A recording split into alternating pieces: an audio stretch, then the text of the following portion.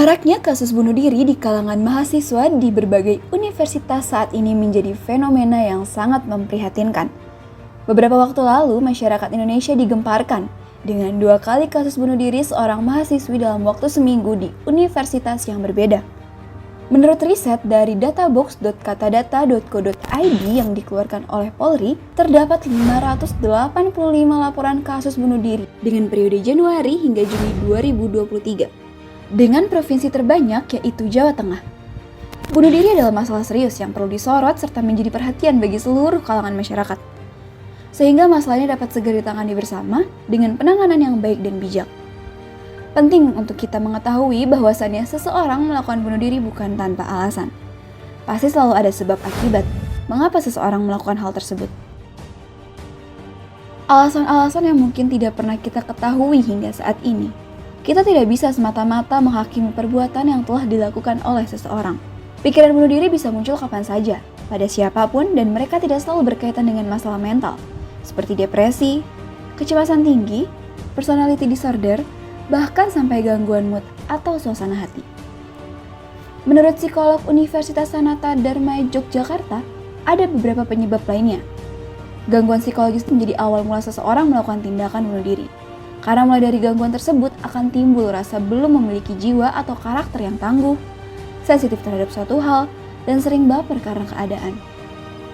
Selain itu, faktor orang-orang terdekat seperti keluarga dan teman, kehilangan orang yang dicintai, hingga perasaan putus asa juga menjadi faktor yang dapat menyebabkan seseorang untuk melakukan bunuh diri.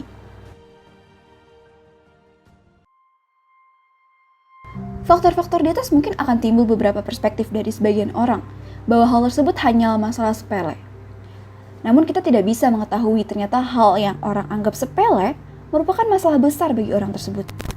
Kita tidak bisa membandingkan permasalahan yang kita miliki dengan orang lain berdasarkan tingkat kesulitan dan lainnya.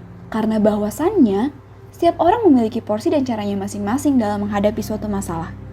Ketika muncul keinginan untuk bunuh diri, kita harus segera meminta pertolongan kepada orang terdekat minimal. Untuk bercerita, apa sih perasaan yang sedang kita rasakan?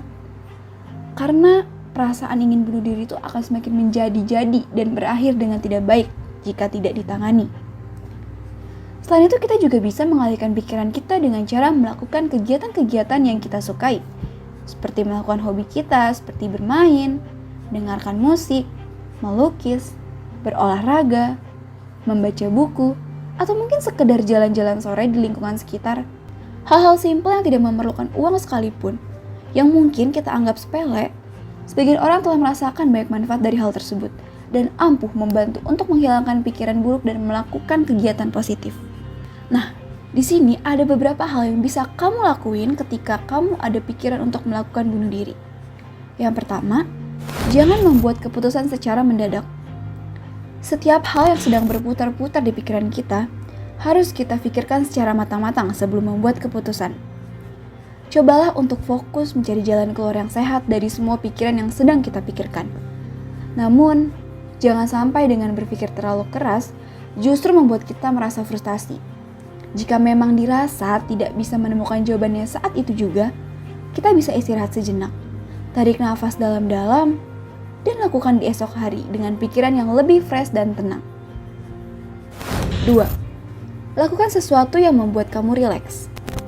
Lakukanlah hal yang kita sukai yang dapat membuat kita merasa rileks, seperti makan dan minuman favorit, atau mungkin sesimpel melihat foto dan video lucu dari media sosial maupun galeri. Yang ketiga, kamu juga bisa pergi ke tempat yang kamu sukai. Pergilah ke tempat di mana kita bisa merasa nyaman dan aman, sehingga dapat membantu kita untuk membuang pikiran-pikiran bunuh diri. Tempat itu seperti perpustakaan, ruangan publik, yang pastinya tenang dan aman, atau mungkin ke rumah teman atau saudara terdekat untuk menceritakan masalah yang sedang dialami. Kemudian kamu juga bisa untuk menghabiskan waktu dengan orang lain. Mungkin akan terasa sangat sulit untuk sebagian orang berbicara terkait masalah yang sedang dialami. Namun, cobalah untuk keluar dan menghabiskan waktu bersama orang-orang terdekat. Seringkali kita merasa sendiri dan tidak memiliki siapa-siapa. Tetapi terkadang kita lupa bahwa teman, saudara, dan keluarga selalu ada di samping kita untuk selalu mendengarkan kapanpun. Yang terakhir ada penanganan profesional. Ketika pikiran itu semakin menjadi-jadi dan hal-hal di atas tidak membantu, kamu bisa segera melakukan konsultasi kepada orang yang profesional atau psikolog, karena mereka akan membantu dengan mendengarkan atau bahkan memberikan solusi.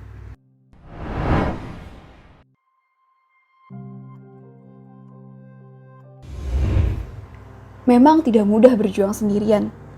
Pasti banyak sekali tekanan yang datang. Tapi kita harus tahu bahwa kita itu tidak sendirian. Ingatlah, selalu ada harapan. Berbicaralah dengan seseorang yang kamu percaya dan dapat membuat rencana untuk masa depan yang lebih cerah. Kehidupan ini memiliki banyak alasan dan hal indah yang menunggu. Jadi kita harus tetap kuat dan bertahan. Karena hal baik butuh waktu untuk datang. Badai tidak akan berlangsung selamanya. Inilah hidup.